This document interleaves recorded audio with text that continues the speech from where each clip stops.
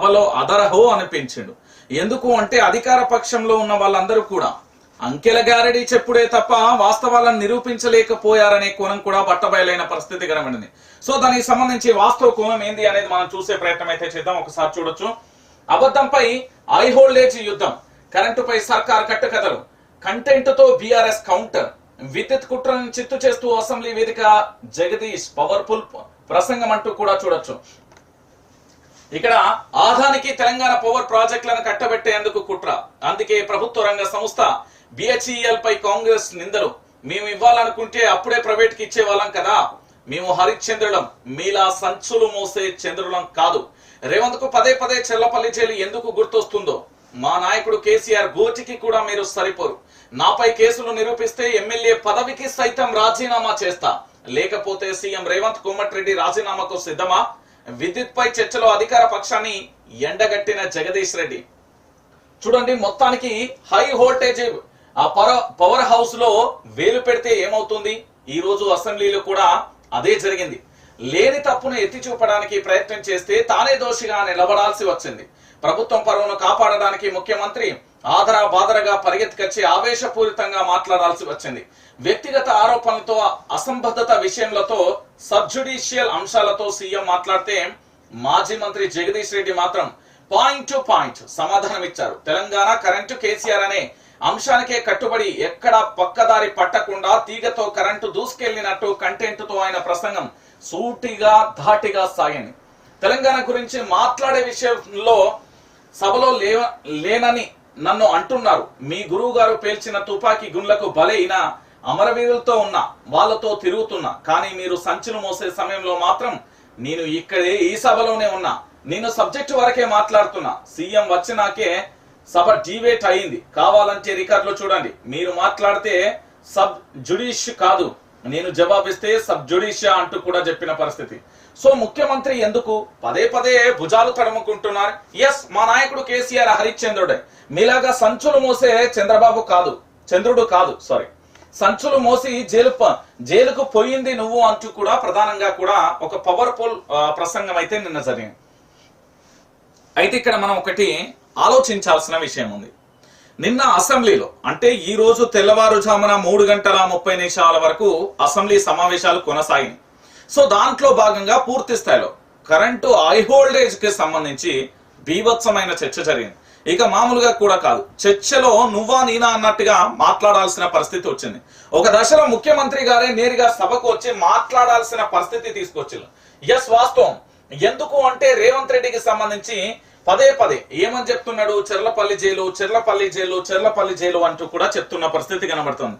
అదే చెర్లపల్లి జైలు ఎందుకు గుర్తొస్తుంది అంటే, ఓటుకు నోటు కేసుకు సంబంధించి డబ్బులు మోసిన ఆ బ్యాగును మోసింది కనుక అప్పుడు సెబాస్టియన్ కు సంబంధించిన ఏదైతే వాళ్ళందరికీ సంబంధించి అంటే ఎమ్మెల్సీల ఎన్నికలకు సంబంధించి పూర్తి స్థాయిలో ఆ రోజు వీడియో బట్టబయలైంది కాబట్టి మరొకసారి భవిష్యత్తులో ఈ 5 ఏళ్ల పరిపాలన తర్వాత మళ్ళీ గక్కడికే పోతారు అంటూ కూడా జగదీష్ రెడ్డి కౌంటర్ ఇచ్చుడు స్టార్ట్ చేశాను.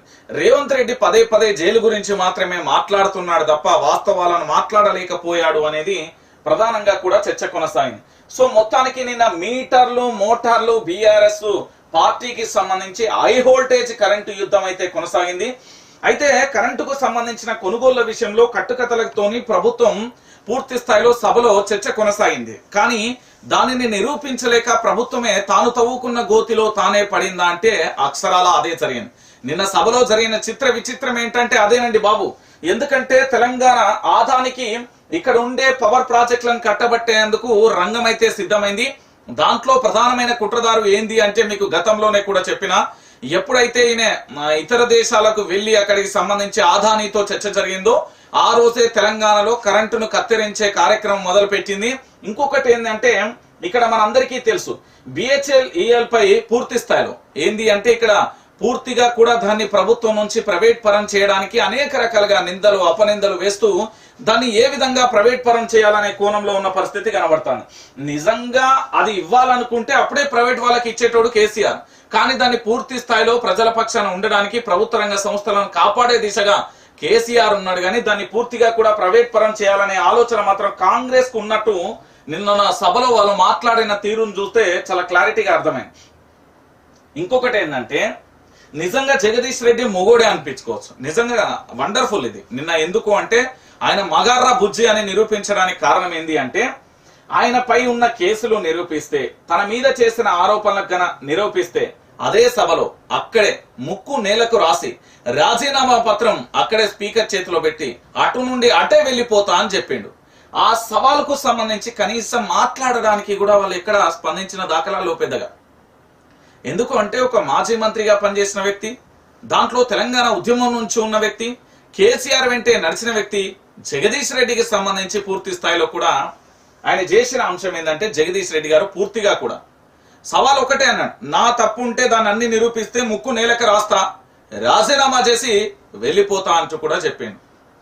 అది ఆడు మగార్రా బుజ్జి అని ఇలాంటి సందర్భాలలోనే అంటారు. అందుకే జగదీష్ రెడ్డికి సంబంధించి పూర్తి స్థాయిలో జగదీష్ రెడ్డి వేసే పాయింట్ టు పాయింట్ అండి, వాళ్ళు ఏం అడిగితే దాని క్వశ్చన్ కు సమాధానం అంతే తప్ప అక్కడ సబ్జెక్టును ఎక్కడ జీవేట్ కాలే, సబ్జెక్టును దాచిపోలే. ఆ గ్రౌండ్ ఏదైతే ఉందో ఆ సబ్జెక్టుకు సంబంధించిన పవర్ పాయింట్ ప్రజెంటేషన్ ఎట్లిస్తామో అంత అద్భుతంగా ఇచ్చిండు నేను జగదీష్ రెడ్డి. నేను చెప్తున్నా కదా, పవర్ పాయింట్ ప్రజెంటేషన్ ఎట్లా అద్భుతంగా మనం ఇస్తామో అంత అద్భుతంగా ఇచ్చిండు నిన్న సభలో. కాంగ్రెస్ మోకాళ్ళల్లో వాళ్ళ మీద మొత్తం పవర్ పాయింట్ ప్రజెంటేషన్ ఇచ్చారు, దానికి సమాధానం ఎక్కడ కూడా చెప్పిన పరిస్థితి లేదు.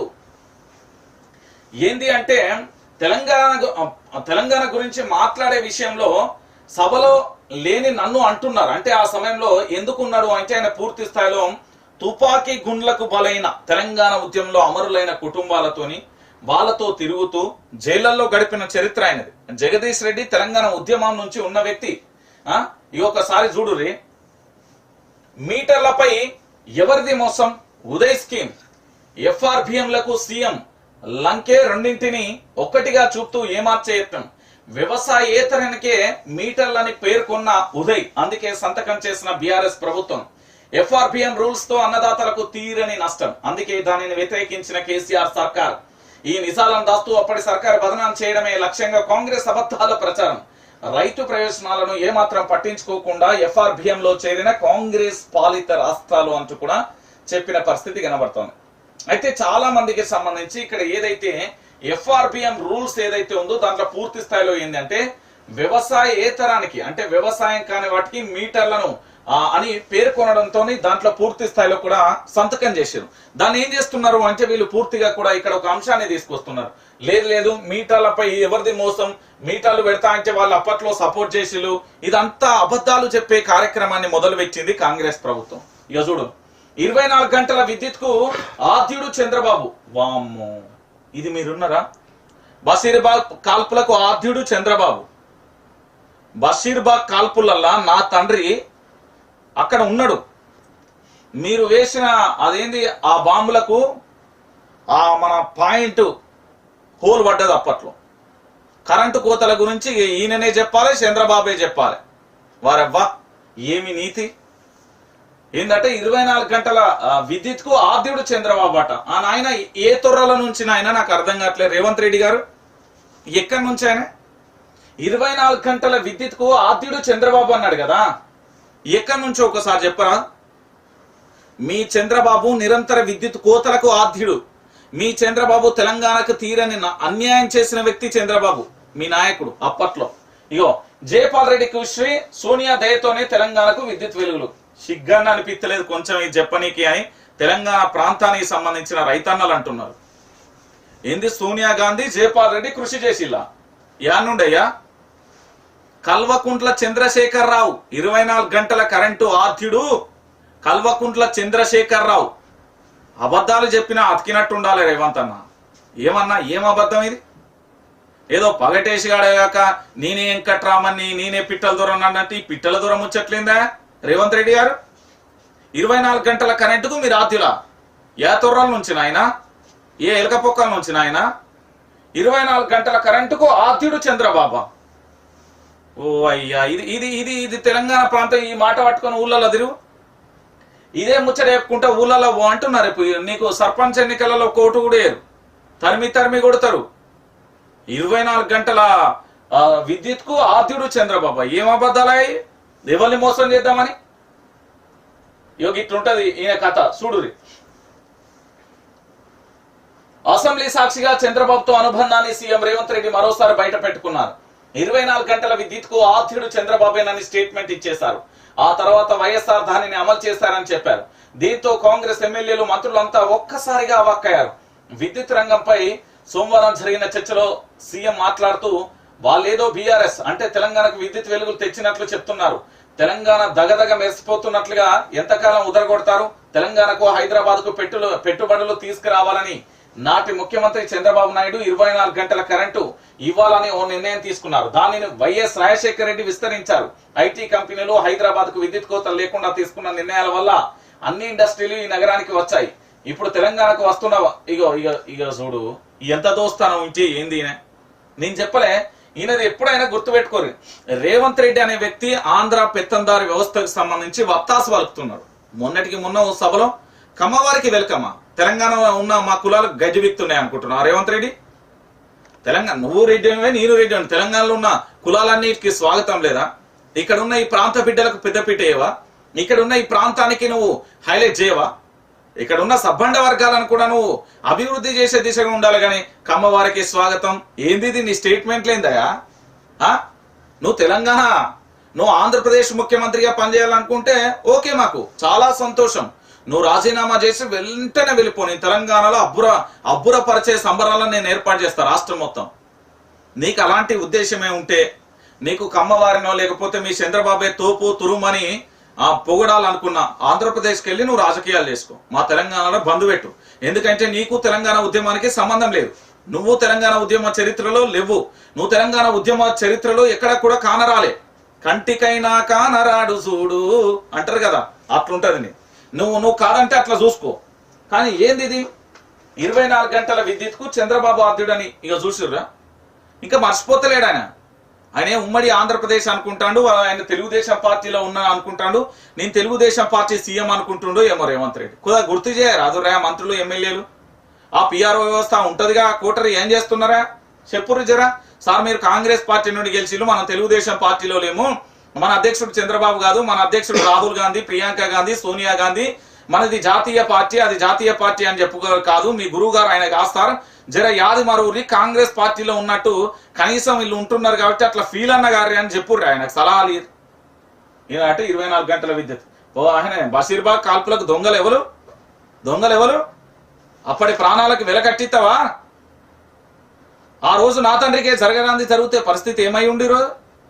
ఒక కుటుంబంలో బాధితుడిగా మాట్లాడుతున్నా ఏమో పరిస్థితి. నీ నోటికి ఏదత్తది మాట్లా. నువ్వు సీఎం కావచ్చు బై, ఇక్కడ ఓటర్ గుర్తుపెట్టుకో. నువ్వు ఉండాలన్నా నేను పీక్ పడేయాలన్నా మాదే, ఇది మాది. నువ్వు ఏదో అనుకుంటాను సీఎం సీట్లలో కూర్చోబెట్టింది మేమే, నిన్ను అలకెళ్ళి దించుడు కూడా మేమే. ఏమో తమాషా చేస్తా ఉన్నారు మొత్తం. చంద్రబాబు ఏందండి చంద్రబాబు? ఒకసారి మీరు అందరూ ఆలోచించండి తెలంగాణ ప్రాంత బిడ్డలారా. ఇంత దారుణంగా ఒకసారి దీన్ని జూమ్ చేసి చూపెట్టాలి తెలంగాణ ప్రాంత బిడ్డలు. తెలంగాణ ప్రాంత బిడ్డలారా ఒకసారి మీరు అందరికి చూపెట్టమని చెప్పు. ఇక చూడు 24 గంటల విద్యుత్ కట్టిన బాధ్యుడట, ఆద్యుడట. 24 గంటల విద్యుత్ కు సంబంధించి ఆద్యుడు అని కూడా చెప్తున్న పరిస్థితి కనబడుతుంది. ఇది ఎంత దారుణం అండి తెలంగాణ బిడ్డలారా. ఒకసారి మీరు ఆలోచించరు. ఇక దీంతో ఇది ఇట్లున్నదా పంచాయతీ? ఇది మామూలుగా లేదండి. ఇక ఇక్కడ ఒకసారి చూడుర్రి. ఒకసారి జగదీష్ అన్న ఈ డైలాగ్ గుర్తు పెట్టుకోర్రి. నిరూపిస్తే ముక్కు నేలకు రాస్తా. తనపై కోమటిరెడ్డి ఆరోపణలకు జగదీష్ రెడ్డి సవాల్. కేసీఆర్ సత్యహరిశ్చంద్రుడే, రేవంత్ లా సంచులు మోసే చంద్రుడు కాదు. ఇక నేను ఇక్కడ ఉన్నప్పుడు రేవంత్ సంచులు మోసిండు. ముఖ్యమంత్రికి స్ట్రాంగ్ కౌంటర్ ఇచ్చిన మాజీ మంత్రి. నల్గొండపై ఏడుపు ఎందుకు? కృష్ణా కడపల్లో థర్మల్ ప్రాజెక్టులు పెట్టినప్పుడు ఏమైంది? అక్కడ మీ బాసులు ఉన్నారా? అభివృద్ధి వికేంద్రీకరణ జరిగితే ప్రాంతీయ అసమానతలు ఉండవు. దేశంలో అసమానతలను చూసాం కదా. ఉదయ్ పథకంలో 27 రాష్ట్రాలు చేరాయి. మాకంటే ముందే కాంగ్రెస్ రాష్ట్రాలు అందులో ఉన్నాయి. అసెంబ్లీలో జగదీష్ రెడ్డి అంటూ కామెంట్. అసెంబ్లీ సమావేశాలు సోమవారం వాడి వేడిగా సాగాయి. అధికార ప్రతిపక్షాల మధ్య మాటల యుద్ధం జరిగింది. ఈ క్రమంలో సీఎం రేవంత్ రెడ్డి మాట్లాడుతూ తాను అసెంబ్లీలో ఉన్నప్పుడు బీఆర్ఎస్ ఎమ్మెల్యే జగదీష్ రెడ్డి ఎక్కడ ఉన్నారో అంటూ వ్యాఖ్యానించారు. ఆ వ్యాఖ్యలకు జగదీష్ రెడ్డి కౌంటర్ ఇస్తూ రేవంత్ రెడ్డి ఇక్కడ సభలో మాట్లాడుతున్నప్పుడు నేను మీ తుపాకీకి గుండ్లకు బలైన అమరవీరుల కోసం తిరుగుతున్నాను అని కౌంటర్ ఇచ్చారు. కానీ రేవంత్ రెడ్డి సంచును మోసి జైలుకు పోయినప్పుడు తాను ఇక్కడే ఉన్నానని చెప్పారు. రేవంత్ రెడ్డికి చెల్లపల్లి జైలు జీవితం అలవాటు కాబట్టి మళ్ళీ గుర్తుకొస్తున్నాయని విమర్శించారు. మా జ్ఞాపకాలు మాకుంటాయి, మీ జ్ఞాపకాలు మీకుంటాయి, నాకు కూడా చెంచల్గూడ జైలు జ్ఞాపకాలు ఉన్నాయంటూ ఘాటైన విమర్శలు చేశారు. మరోవైపు జగదీష్ రెడ్డిపై మంత్రి కోమటిరెడ్డి వెంకటరెడ్డి తీవ్ర విమర్శలు చేశారు. జైలుకు వెళ్లారని ఆయనపై కేసులు ఉన్నాయని ఆరోపించగా వాటికి సమాధానం ఇస్తూ కోమటిరెడ్డి చేసిన ఆరోపణలు ఒక్కటే నిరూపించిన అసెంబ్లీలో ముక్కు నేలకు రాసి వెళ్లిపోతానని సవాల్ విసిరారు. నిరూపించకుంటే రేవంత్ రెడ్డి వెంకటరెడ్డి ఇద్దరు ముక్కు నేలకు రాయాలన్నారు అంటూ కూడా చెప్పిన పరిస్థితి కనబడుతోంది. కాబట్టి ఇక్కడ దొంగే దొంగ అన్నట్టుగా లేదు ఇప్పుడు వీళ్ళ పరిస్థితి. వీళ్ళది దొంగే దొంగ అన్నట్టుగా లేదు. తెలంగాణ ప్రాంత బిడ్డలరా, నిరూపిస్తే నేలకు రాస్తా అని చెప్పిండు. నేనేమంటున్నా అంటే జగదీష్ రెడ్డి అంత ఘాటైన వ్యాఖ్యలు చేస్తే నిజంగా కాంగ్రెస్ పార్టీలో అంత సమర్థుడే ఉంటే, అంత పోటుగాలే ఉంటే, అంత తురుంగాలే ఉంటే, అంత సబ్జెక్టు చెప్పేటోళ్ళే ఉంటే రారి మా జగదీష్ అన్నకు ఒక్క సమాధానం చెప్పుర్రి. కారు కూతలు పిచ్చి కూతలు తప్ప మీ దగ్గర అసలు సిసలైన కంటెంట్ ఏమీ లేదు.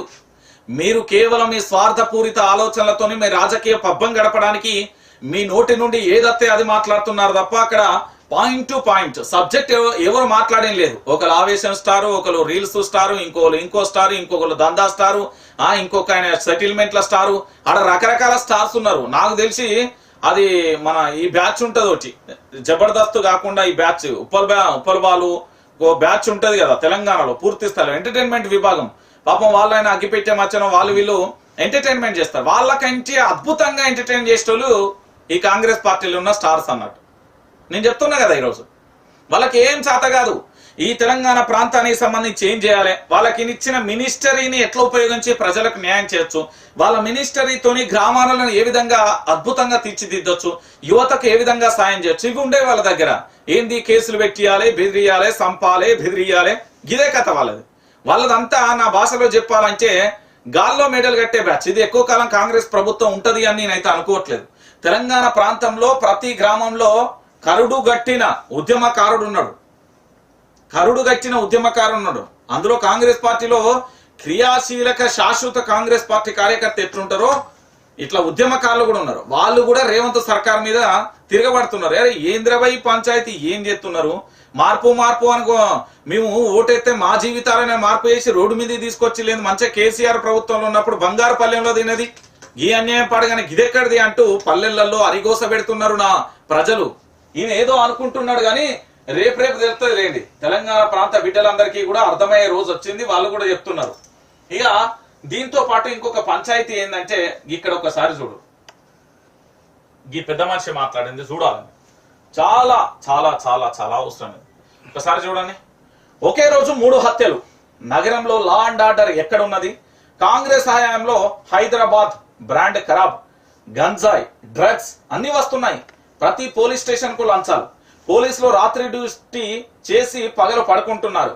పగలు నేరాలు జరుగుతున్నాయి. అసెంబ్లీలో అక్బరుద్దీన్ ఓవైసీ కామెంట్. ఇది వాస్తవం కదా చెప్పు. ఈయన ఈ అక్బరుద్దీన్ ఓవైసీ అడిగిన దానికి సమాధానం ఉన్నదా మీ దగ్గర? మీ ప్రభుత్వం వచ్చిన తర్వాత గలీజ్ గా తయారైపోయింది తెలంగాణ. మా ఊళ్ళల్లో గ్రామానన్నో ఒకటి 2 వాళ్ళ భాషటిది. నాకు అర్థం కాని విషయం లేదంటే 8వ తరగతి చదివే పోరగానికి గంజాయి దొరుకుతుంది. రాష్ట్ర డీజీపీ స్థాయిలో ఉన్న వ్యక్తి ఇంటెలిజెన్స్ వ్యవస్థకు మాత్రం అది ఎక్కడి నుండో సరఫరా అవుతుందో తెలియట్లేదట. What a joke. ఒకసారి మీరు అర్థం చేసుకోరి. గ్రామంలో ఎక్కడో మారుమూల పల్లెలో ఉన్న పిల్లగానికి గంజాయి దొరుకుతుంది. ఈ రాష్ట్రాన్ని మొత్తం నిఘా నేత్రంలో ఉండే పోలీసు వ్యవస్థకు అది ఎక్కడి నుండో వస్తలేదో అర్థమైతలేదట. ఆయన ఉన్నది అదే నీ సంబంధం. అంటే దీంట్లో ఎంత ఈ అక్బరుద్దీన్ ఓవైసీ చెప్పింది వాస్తవమే. దీంట్లో ఎంత ప్రతి పోలీస్ స్టేషన్ లంచాలు పోతున్నాయి. ఇస్ ఎ కరెక్ట్ వాస్తవం. అది ఆయన చెప్పింది వాస్తవం. లేకపోతే గ్రామాన డ్రగ్స్ గంజాయి ఈ పట్టపగట్లే రోడ్ల మీద చంపుకుని ఇదంతా ఎక్కడిది? ఏంది ఇది? కేసీఆర్ ప్రభుత్వంలో ఇంత అడ్డగోలు గుండేనా?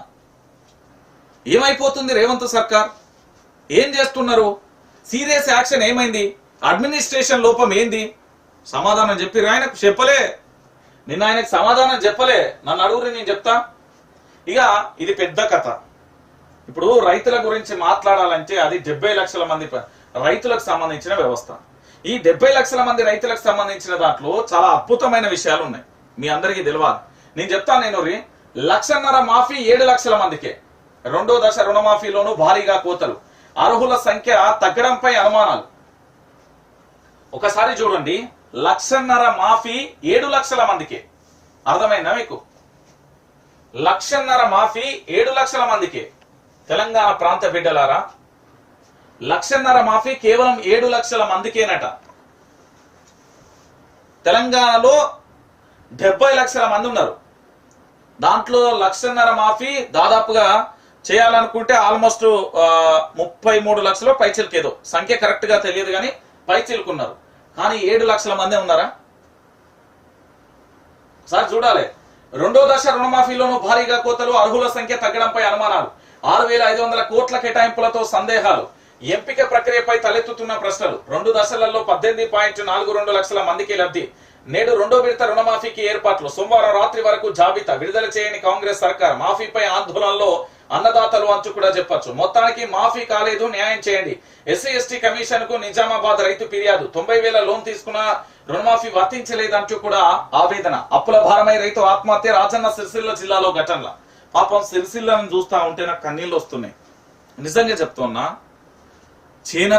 చేనేత కార్మికులకు సంబంధించి ఆడ పెద్ద పంచాయతీ. వాళ్ళు మగ్గాలేయాల్సిన పరిస్థితులలో దానిని ఇనుప సమానికి అమ్ముకుంటున్న పరిస్థితి. సరే, అక్కడ ఉన్న ఎమ్మెల్యే ఆ జిల్లాకు సంబంధించిన వాళ్ళు మన కేటీఆర్ ఏమో రకరకాలుగా కూడా ఆయన తోసినంత వరకు గతంలో బతుకమ్మ చీరలను ఇచ్చిండు. దాంతో పాటు రకరకాలుగా కూడా కాంట్రాక్ట్లు ఇప్పించే ప్రయత్నం చేసిండు. తన నియోజకవర్గ బిడ్డలను కాపాడుకోవడానికి శతదా ప్రయత్నం చేసిండు ఆయన. కానీ ఇప్పుడు కాంగ్రెస్ పార్టీకి సంబంధించిన కొంతమంది ఆ చుట్టుపక్కల ఉండే ఎమ్మెల్యేలు కానీ ఆ ఏరియాకు ఆ జిల్లాకు సంబంధించిన వాళ్ళు కండం ప్యాకెట్లు అమ్ముకోండి, పాపడాలు అమ్ముకోండి. ఇది ఆడియో బయటకు వచ్చిన విషయమే కదా, ఇది దాశ విషయం ఏం కాదు, ఇదేం బూతు కాదు, ఇది వాస్తవం.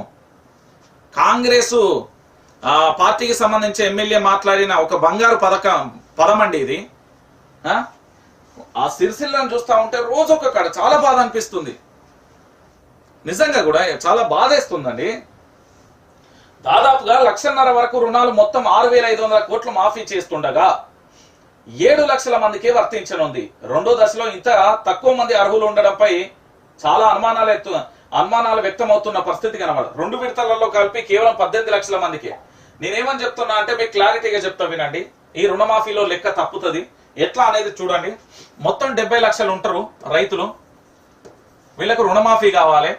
దీంట్లో ఏం చేస్తారంటే ఫస్ట్ పీరియడ్ లా ఒక 10 లక్షల మంది, సెకండ్ పీరియడ్ లో ఒక 5 లక్షల మంది, థర్డ్ పీరియడ్ లా ఓ 2 లక్షల మంది. కథం రుణమాఫీ అయిపోయిందని చెప్తారు. ఇది వాళ్ళ లెక్కలు, మన లెక్కలు కాదు.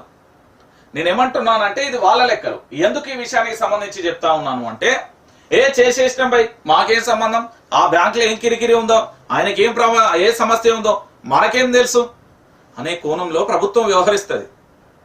మీకు నేను అందుకే రైతులు ఇప్పటికే నా దగ్గరికి 275 మంది వచ్చారు. నేను వీళ్ళని ఎందుకు ఆపినా అంటే లైవ్ చేయొచ్చు, పెద్ద ప్రాబ్లం కాదు, వాళ్ళని తీసుకోవచ్చు, ఇక్కడ తీసుకురావచ్చు. ఆయన డెడ్ లైన్ ఏమి ఇచ్చిండు అంటే ఆగస్టు 15 అన్నాడు. ఈ ఆగస్టు 15వ తారీఖు వరకు ప్రభుత్వం ఇచ్చిన గడువే, మనం ఏమనద్దు. ఎందుకంటే పెద్దమ్మ తల్లి మీద ఒట్టేసిండు, లక్ష్మీ నరసింహస్వామి మీద ఒట్టేసిండు, రామప్ప దేవాలయం కాడున్న శివుడి మీద ఒట్టేసిండు, 1000 స్తంభాల గుడి కాడ ఒట్టేసిండు, నా భద్రకాళి తల్లి, దాంతో పాటు మల్లన్న దేవుడు ఆ సిద్దిపేటకు సంబంధించి. ఈయన ఒట్టేం దేవుడు లేడు. సో ఆ దేవుళ్ళ ప్రకృతే తర్వాత ఏ విధంగా సమాధానం చెప్తుందో నేను చెప్తా. వాళ్ళ రూపంలో మనం ఎట్లా చేయాలి, ఏం కథ, ఎట్లా చేస్తే బాగుంటుందో నేను చెప్తా. కేవలం తెలంగాణ రైతాంగానికి చెప్తున్నా, వైఆర్టీవీ ఎక్కడికి పోలే, మీతోనే ఉన్నది, మీకోసం ఉన్నది, ఏం రద్దు పడకూరి. మనకు ప్రభుత్వం ఇచ్చిన గడువు ఆగస్టు 15. ఆగస్టు 15 తర్వాత ఇగో ఈ లెక్కలకు సంబంధించి అవసరమైతే మనం ఆర్టీఐ వేసి పట్టుకొస్తా. ఒక గ్రామానికి సంబంధించి 3 గ్రామాల ప్రజలలో ఒక్కరికి కూడా రుణమాఫీ కాలే. 3 గ్రామాల ప్రజలలో ఒక్కరికి కూడా రుణమాఫీ కాలే. వీళ్ళు ఏం చేస్తారంటే, మీకు పెట్టుబడి సాయం గుర్తుంది కదా, అంటే మీరు వర్షాకాలంలో పెట్టుబడికి పంటలు పండించడానికి ఏదైతే ఉంటుందో, పంటలు పండించడానికి మీరు పెట్టుబడి సాయం కింద ప్రభుత్వం గతంలో ఇచ్చిన 7,500 కావచ్చు, దాని తర్వాత ఎంతనైనా కావచ్చు, ఇప్పుడు 17,000 ఇస్తా అని వీళ్ళు ఏదో పోటు మొగోళ్ళ లెక్క ముచ్చట్లు చెప్పారు కదా. ఆ పెట్టుబడి సాయంలో గతంలో ఎండాకాలంలో మీ అందరికీ రావాలి. గుంట భూమి ఉన్న వాళ్ళకి ఇచ్చినాం, ఇప్పుడు ఎకరం ఉన్న వాళ్ళకి ఇస్తాం, తర్వాత 2 ఎకరాలు ఉన్న వాళ్ళకి ఇస్తాం, ఇక 3 ఎకరాలు, ఇక 5 అయిపోయింది. గత మర్చిపోయారు. అప్పటి రైతులే చాలా మంది ఉన్నారు. అప్పటి రైతులే దాదాపు 40 లక్షల మందికి ఇంకా రావాలి. ఇప్పుడు వానాకాలానికి సంబంధించిన పెట్టుబడి కూడా దిక్కు దివానా లేని పరిస్థితి కనబడుతుంది. నేనేమంటున్నానంటే దశల వారి పేరు చెప్పి మనకు పంగనామాలు పెడతారు. రైతులకు వీళ్ళు దశల వారి పేరు చెప్పి పంగనామాలు పెడతారు.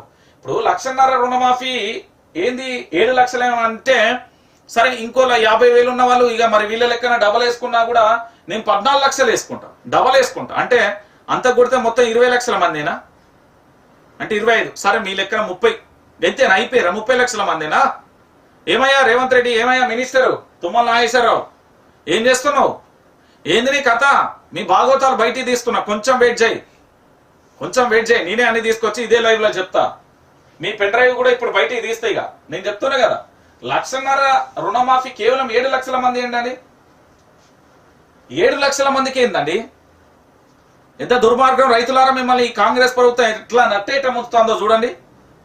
కాంగ్రెస్ ప్రభుత్వం మిమ్మల్ని నట్టేట ఎట్లా ముంచుతుందో కూడా ఆలోచించాలి. ఈరోజు కాంగ్రెస్ ప్రభుత్వం మిమ్మల్ని ఘోరంగా అంటే ఘోరంగా ముంచుతున్న పరిస్థితి కనబడతాం. ఇక దాంతో పాటుగా మరో అంశం ఏంది, 2లోగా మల్లన్న సాగర్ కొండపోచమ్మకు నీళ్లు ఇవ్వకుండే రహదారుల దిగ్బంధం. కూడవెల్లి హల్దీ వాగుకు ఒక్కో టీఎంసీ విడుదల చేయకపోతే రైతులతో ముట్టడి, వంటేరు హెచ్చరిక. అడగంటిన భూగర్భ జలాలు సగం కూడా పూర్తి కాని వరి నాట్లు. సిద్దిపేట జిల్లా మల్లన్న సాగర్ రిజర్వాయర్ కింద ముదిరిన నారుమల్లు. కాంగ్రెస్ ప్రభుత్వం రిజర్వాయర్లు నింపకపోవడంతో ఇగో నీళ్లు లేక రైతులు వరి నాట్లు వేయలేదు. దీంతో ముదిరిపోయిన వరి నారు అంటూ కూడా చెప్తున్న పరిస్థితి కనబడతాం. ఎంత ఘోరం అండి ఇది! ఒకసారి చూడండి, 2లోగా మల్లన్న సాగర్ కొండపోచమ్మకు గనక నీళ్లు ఇయ్యకపోతే రేవంత్ రెడ్డికి ఇక మామూలుగా ఉండదు పూజ. చెప్తున్నా కదా, అది ప్రజా పూజ, మామూలుగా ఉండదు. ప్రజల నుంచి ఆయన ఎవరితో పెట్టుకోవద్దో వాళ్ళతోనే పెట్టుకున్నాడు. 1 నిరుద్యోగులతో, 2 రైతులతో, 3 విపక్షాలతో కూడా గోక్కున్నాడు. సో ఇప్పుడు ఈయనకు అల్టిమేట్ గా వేరే ప్రత్యామ్నాయం లేదు. ఆయన ఏమనుకుంటున్నాడంటే ఆంధ్రప్రదేశ్ కు సంబంధించి చంద్రబాబు మా గురువు గారేనే, నాకు ఎప్పుడు కలర్తనే ఉన్నాడు, ఆఖరికి అసెంబ్లీలో నిన్న కూడా కలలనే వచ్చే, నేను చెప్తే మా గురువు గారి వల్లనే తెలంగాణ 24 గంటల విద్యుత్ వచ్చిందని చెప్పిండు. ఆ తర్వాత జరిగిన విషయం ఏంటండి? ఆ తర్వాత జరిగిన విషయం ఏంది? 24 గంటల విద్యుత్ అయితే మనం చూసిన తర్వాత ఇంకొక స్టెప్ ఏంటండి? నేనేమంటున్నానంటే తెలంగాణ ప్రాంత బిడ్డలారా, 24 గంటల విద్యుత్ సంబంధించి మనం అయితే అందరం చూసినాం. సో ఇప్పుడు చంద్రబాబు భారతీయ జనతా పార్టీలో భాగస్వామి కాబట్టి నా రాష్ట్ర ప్రభుత్వాన్ని అయితే గెలకడు, ఎవరు మోడీకి సంబంధించి. సో నేను అధికారంలో ఉంటా, నేను ఏం చేసినా చెల్తది అంటే మోడీ తెలంగాణది కాదు, మోడీ తెలంగాణ వ్యక్తి కాదు, ఈడ పుట్టలే, ఈడ పెరగలే, ఈడ ఓటర్ ఐడి కార్డు లేదు, కేవలం ప్రజల చేత ఎన్నుకోబడి అక్కడ ఒక పదవిని స్వీకరిస్తున్నారు. అదేం శాశ్వతం కాదు.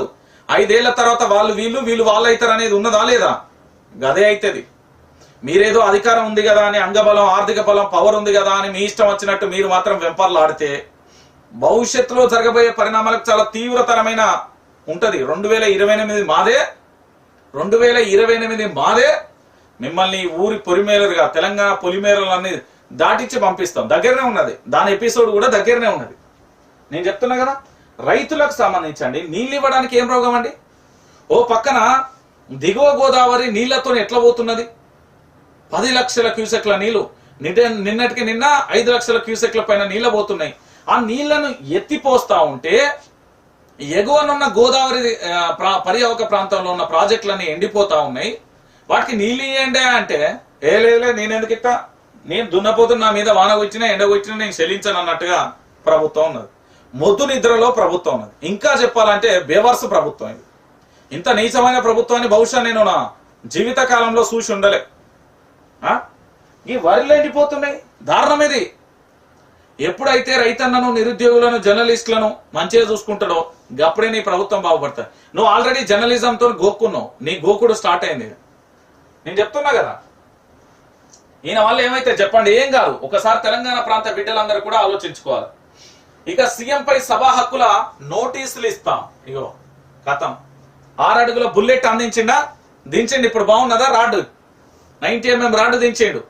తెలంగాణ ప్రాంత బిడ్డలారా, ఒకసారి మీరు అందరు కూడా ఆలోచించాలి. ఇక్కడ ఏంటి అంటే సీఎం పై సభా హక్కుల నోటీసులు ఇస్తామంటూ కూడా చెప్పిన పరిస్థితి. రేవంత్ సభను తప్పుదోవ పట్టిస్తున్నారు. పదవులను విసిరికొట్టిన చరిత్ర మాది. పదవుల కోసం పెదవులు మూసుకున్నది వారు. రేవంత్ ఉద్యమంలో ఎక్కడ పాల్గొన్నారు? బీఆర్ఎస్ పని ఎప్పటికీ అయిపోదు. ఇగో ఎల్ఆర్ఎస్ పై ఇచ్చిన మాట నిలబెట్టుకోండి. మీడియాతో ఇష్టాగోష్ఠిలో హరీష్ రావు అంటూ కూడా చెప్పిన పరిస్థితి. నేనేమని చెప్తున్నా తెలుసా? తెలంగాణ ఏ లీడర్తోనన్నా పెట్టుకోబోయి నీకేం కాదు. కానీ నేనేమంటున్నానంటే తెలంగాణ ప్రాంత బిడ్డలారా, హరీష్ రావుతో పెట్టుకోకని చెప్తున్నా. అది 6 అడుగుల బుల్లెట్. రాజకీయాన్ని పూర్తి స్థాయిలో కూడా తను ఏంది అంటే రాజకీయాలను వంటబట్టిన పరిస్థితి కనబడుతుంది. మళ్ళీ చెప్తా ఉన్నా, తెలంగాణ ప్రాంత బిడ్డలారా, మీరు ఏమని అనుకోరు, హరీష్ రావుకు సంబంధించి సబ్జెక్టుతోని పూర్తి స్థాయిలో కూడా మాట్లాడతాడు. కాబట్టి హరీష్ రావుకు సంబంధించి పూర్తిగా కూడా నేను మళ్ళా చెప్తా ఉన్నా, హరీష్ రావు సబ్జెక్టు మాట్లాడతాడు. తెలంగాణలోని పాత 10 ఉమ్మడి జిల్లాల్లోని ప్రతి మండలం, ప్రతి గ్రామాన్ని కూడా తిరిగిన పరిస్థితి. సో మీరందరూ కూడా గుర్తుపెట్టుకోవాల్సిన పరిస్థితి ఏంది అంటే, సీఎం పై సభా హక్కుల నోటీసులే కాదు, రేపు పొద్దుగాల రేవంత్ ప్రభుత్వాన్ని కూలిపోవడానికి కూడా నాంది కావచ్చు. ఎందుకంటే హరీష్ రావు దగ్గర సబ్జెక్ట్ ఉంటది. ఏం జరుగుతుందో చెప్తాడు, వాస్తవం ఏందో చెప్తాడు, పేపర్ల ముచ్చట చెప్తాడు, ప్రజల అభిప్రాయాన్ని చెప్తాడు. ఆయనే ప్రజల నుంచి, ఉద్యమం నుంచి వచ్చిన నాయకుడు. ఆయన ఏమన్నట్టున్నాడంటే ఒకటే క్వశ్చన్ అడిగిండు, సింపుల్ లాజిక్ అండి. తెలంగాణ ఉద్యమంలో రేవంత్ ఎక్కడ పాల్గొన్నాడు? తెలంగాణ ఉద్యమంలో రేవంత్ ఎక్కడ పాల్గొన్నాడు తెలుసా మీకేమన్నా? ఎల్కతూరలా ఇంకెక్కడన్నా అనకుర్రి అట్లా. పాపం మన ముఖ్యమంత్రి మంచోడు, మనోడు. రేవంత్ కు ఏంది అంటే కొద్దిగా అప్పుడప్పుడు తెలంగాణ ఉద్యమంలో ఎక్కడ పాల్గొన్నాడు అంటే ఆంధ్రప్రదేశ్ లా. Simple answer. మీరు రేవంత్ రెడ్డి తెలంగాణ ఉద్యమంలో ఎక్కడ పాల్గొన్నారు? ఆంధ్రప్రదేశ్ లోని తెలుగుదేశం పార్టీ కార్యాలయంలో, ఆయన నారా చంద్రబాబు నాయుడు గారి కనుసన్నలలో. అప్పుడు ఈయన పట్టుకున్న గన్నుతోని కరీంనగర్లో సభ జరుగుతా ఉంటే గన్ను పట్టుకొని పేల్చనీకి పోయిన మొగోడినే. తెలంగాణ ఉద్యమకారులపై, తెలంగాణ బిడ్డలపై ఆయనని ఇవాళ సీఎం చేసిరు చూడు. ఆంధ్రప్రదేశ్ ఎల్లు వారే ఏం తెలంగాణ ప్రజలపై అంటారు. నిజంగా మన ఇజ్జత్ ఇత్తాలు. మంచిగా పరిపాలన చేసే కేసీఆర్ను వదులుకున్నారు.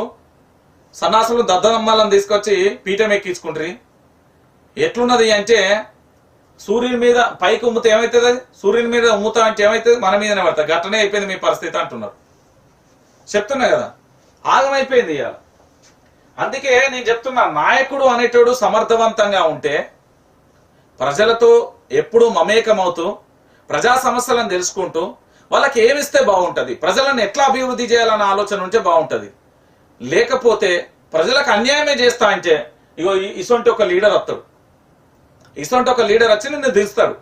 రేవంత్ రెడ్డి అనుకుంటున్నావేమో కానీ ఇక్కడ ఉన్నది హరీష్ రావు.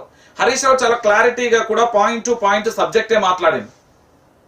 నాకు తెలిసి నీకు ఒక ఇంద్రధనస్సును చూపెట్టిండు. భూమి తన చుట్టూ తాను తిరుగుతుంది అంటారు కదా, నీ చుట్టూ నిన్ను తిప్పేటట్టు ఏలే. మొన్న సభలో ఇష్టం వచ్చినట్టుగా మాట్లాడుతున్నారు.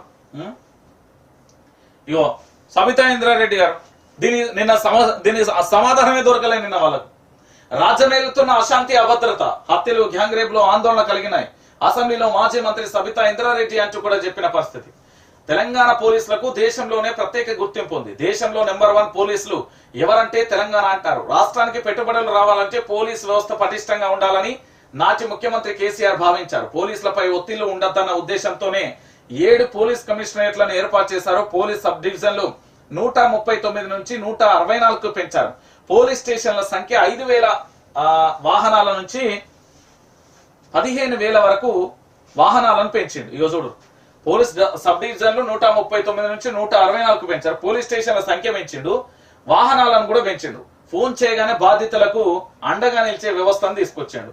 షీ టీంలతోని భద్రత కల్పించారు. నేనేమంటున్నానంటే నిజంగా మాజీ మంత్రి సబితా ఇంద్రారెడ్డి గారు చెప్పింది 100కు 1000 పాలు కరెక్ట్ అంట. నేను 100కు 1000% కరెక్ట్ అంట. క్లియర్ గా చెప్తున్నా. సబితా ఇంద్రారెడ్డి గారు అడిగిన ప్రశ్నకు నిన్న సభలో సమాధానం దొరకలే. అశాంతి, అభద్రత ఏమండి ఇది? ఎటువైపు వెళ్తుందని తెలంగాణ ప్రాంత బిడ్డలారా ఒకసారి మీరు అందరూ కూడా ఆలోచించాలి. ఏం జరుగుతున్నది, ఎట్లున్నది, ఈ తెలంగాణలో ఏమైపోయింది అనేది మనందరం కూడా చూడాల్సిన పరిస్థితి ఉంది. నేను ఎందుకు ఈ విషయాన్ని చెప్తా ఉన్నా అంటే, ఇది తెలంగాణ రాష్ట్ర వ్యాప్తంగా కూడా రాజ్యమేలుతున్న అశాంతి గాని, అభద్రతా విషయంలో కానీ వ్యవస్థ మీద పూర్తి స్థాయిలో పటిష్టత ఉండాలి కదా, లేదు కదా. మోదీ రేవంత్ ఫోన్ చేశాకే తెలిసింది తెలంగాణ గవర్నర్ గా నియమితులు కావడంపై. జిష్ణుదేవ్ వర్మ ఆశ్చర్యం, 31న ప్రమాణ స్వీకారం చేస్తానని వెళ్ళడం. మోదీ రేవంత్ ఫోన్ చేశాకే తనకు తెలిసిందట. అసలు తాను తెలంగాణ గవర్నర్ గా నియమితులు కావడంపై జిష్ణుదేవ్ వర్మ ఆశ్చర్యాన్ని వ్యక్తం చేసిందట. 31న ప్రమాణ స్వీకారం చేస్తానని కూడా వెల్లడించిన పరిస్థితి కనబడుతుంది. సరే, నేనేమంటున్నా అంటే, కొత్తగా వచ్చే గవర్నర్ గారికి వర్మ గారు మీకు మంచిగా చెప్తా ఉన్నా, గతంలోనే మా తెలంగాణకు ఒక ఎవరు పేరు సౌందర్య రాజన్ అనే ఒక మహిళా గవర్నర్ వచ్చుండే. మా తెలంగాణను అష్టకష్టాలు వెచ్చిపోయింది. ఇప్పుడు తాను కష్టాలు, ప్రకృతి సమాధానం చెప్తున్నది, అందుకే ఇప్పుడు తన కష్టాలు పెడతా ఉన్నది. నేను చాలా క్లారిటీగా అడుగుతున్నా నా తెలంగాణ రాష్ట్రానికి సంబంధించి. మీరన్న జరా రేవంతో లేకపోతే మోడీయో ఇంకెక్కడ పనిచేయకుర్రి, తెలంగాణ ప్రాంత బిడ్డల కోసం అయితే మీరన్నా పనిచేయరు, లేకపోతే మిమ్మల్ని కూడా పంపించే ప్రయత్నం జరుగుతుంది. ఇక దాంతో పాటుగా మరో అంశం, ట్రిపుల్ టెస్ట్ మస్ట్ పూర్తి అయితేనే బీసీలకు స్థానిక రిజర్వేషన్, అది 50% కోటా మించకూడదు. బీసీ కమిషన్ నివేదిక ఆధారంగానే నిర్ధారణ. సుప్రీం మార్గదర్శకాలను పాటించకుంటే ఎస్సీ ఎస్టీ మినహా అన్ని కోటాలు గల్లంతే. గుజరాత్, ఎంపీ, యూపీ ఉదంతాలే నిదర్శనం. వాటిని మరిచి రేవంత్ సర్కారు ఉరుకులు. రిజర్వేషన్లను ఎత్తివేయడమే కాంగ్రెస్ లక్ష్యమా? సుప్రీంకోర్టు ట్రిపుల్ టెస్ట్ మార్గదర్శకాలు ఇవి. ప్రతి స్థానిక సంస్థలో ఓబీసీ రిజర్వేషన్ల అమలు ఫలితాలపై అధ్యయనం చేసేందుకు పూర్తి స్థాయి రాజ్యాంగబద్ధమైన డెడికేట్ కమిషన్ ను ఏర్పాటు చేయాలి. రాజ్యాంగబద్ధంగా ఏర్పాటైన డెడికేట్ బీసీ కమిషన్ కే జనాభా నిష్పత్తికి అనుగుణంగా బీసీ రిజర్వేషన్లను స్థిరీకరించాలి. ఎస్సీ ఎస్టీ ఓబీసీ రిజర్వేషన్లన్నీ కలిపి మొత్తం 50% మించకూడదు అంటూ కూడా చెప్పింది. కానీ మన సార్ ఇవన్నీ పట్టించుకుంటున్నా అంటే, మనోడు చెప్పిందే రూలు. పాప ఆయనకు చట్టాలు ఇవన్నీ తెలియదు కదా, త్వరలో తెలుస్తలేండి. ఇక ఇంకొక అంశం, గీడేదో తేడా కొట్టిందండి నాకు. గ్రూప్ 1 పై సరికొత్త అనుమానాలు. స్థానికుల అవకాశాలకు గండి కొడుతున్న ప్రభుత్వం.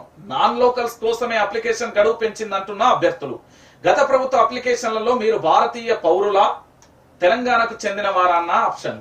రేవంత్ సర్కార్ లో అప్లికేషన్ లో కనిపించని తెలంగాణకు చెందిన వారా అన్న ఆప్షన్. ఇది దేనికి సంకేతం అంటున్న నిరుద్యోగులు. నాన్ లోకల్స్ కోసమే ఆప్షన్ తీసేశారని ఆరోపణలు.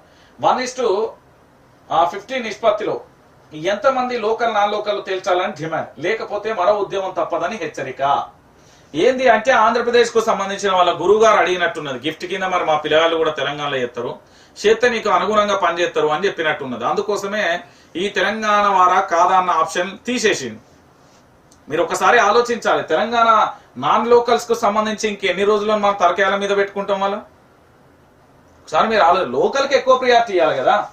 గ్రూప్ 1 పరీక్షలపై మరోసారి నీళ్ళు కమ్ముకున్నాయి. గతంలో పేపర్ లీక్లతో పరీక్షలు రద్దయితే ఈసారి మరో సంచలనమైన అంశం వెలుగులోకి వచ్చింది. ఏ ఉద్యోగాల కోసం అయితే యావత్తు తెలంగాణ సమాజం పోరాడిందో ఆ ఉద్యోగాలే గగనమయ్యేలా ప్రస్తుత ప్రభుత్వ చర్యలు ఉన్నాయని గ్రూప్ 1 అభ్యర్థులు వాపోతున్నారు.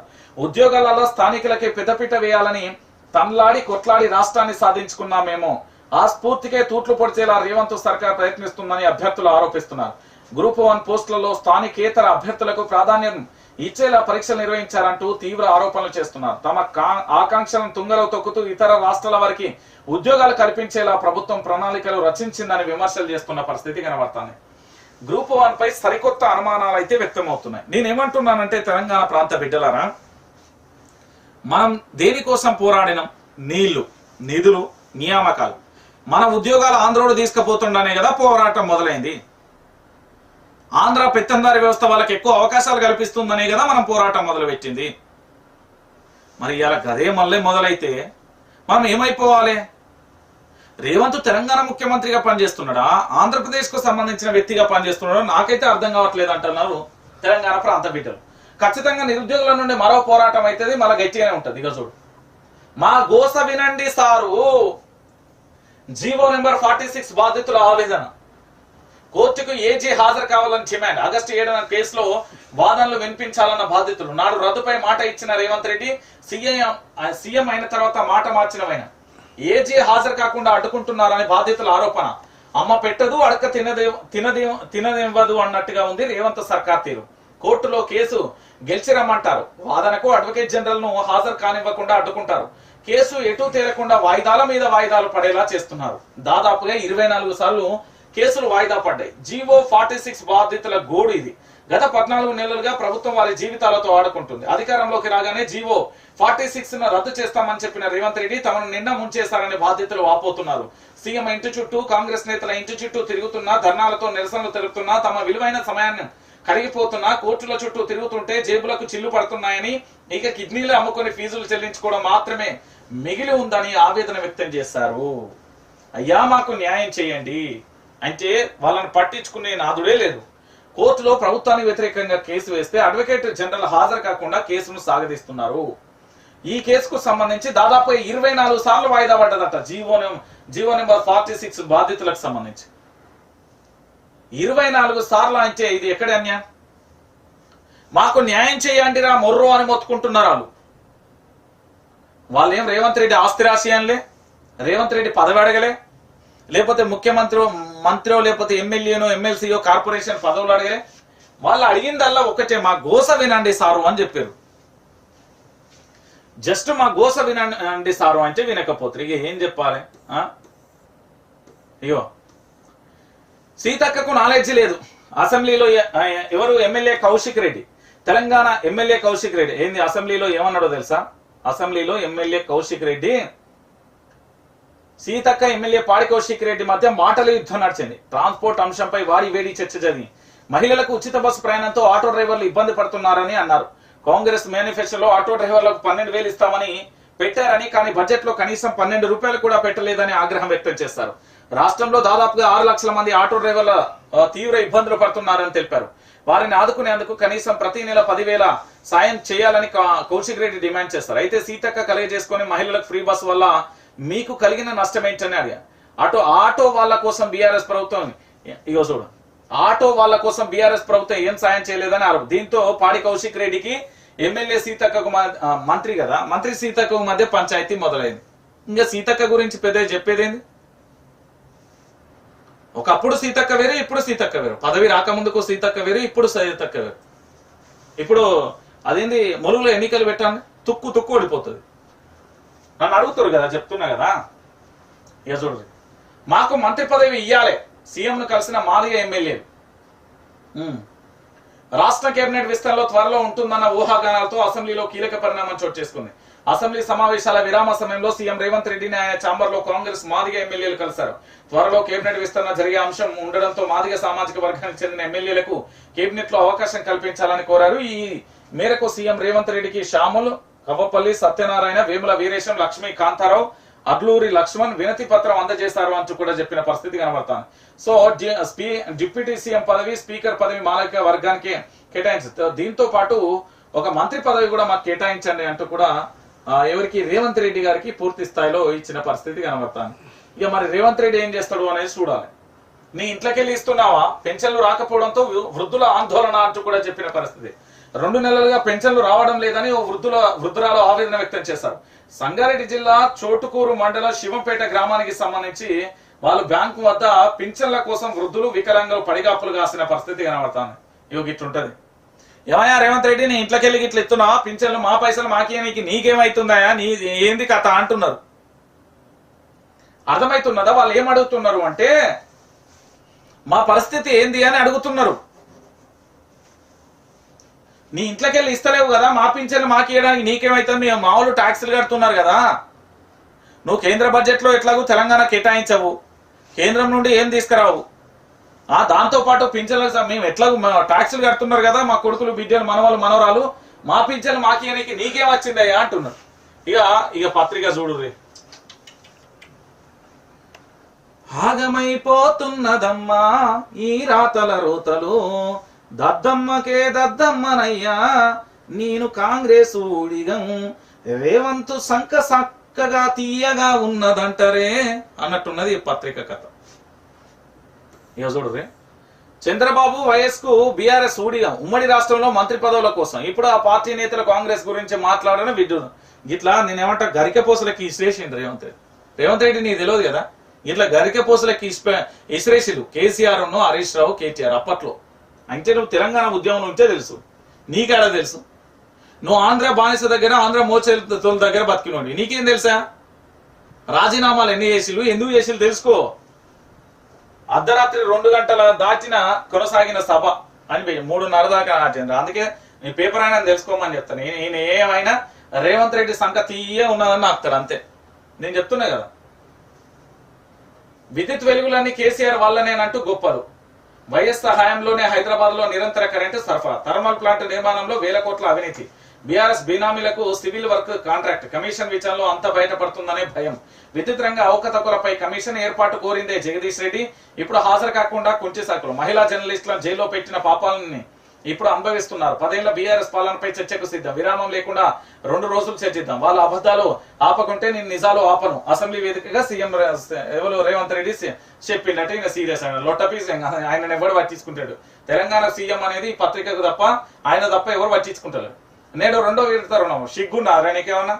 1.5 లక్షల వరకు ఇప్పటి వరకు చాలా మందికి ఇయ్యలేదని రైతులు అబోదేవి పెట్టుకుంటారు. ఎందుకు రాత్తల వీడ ఎవరు దద్దమ్మగా?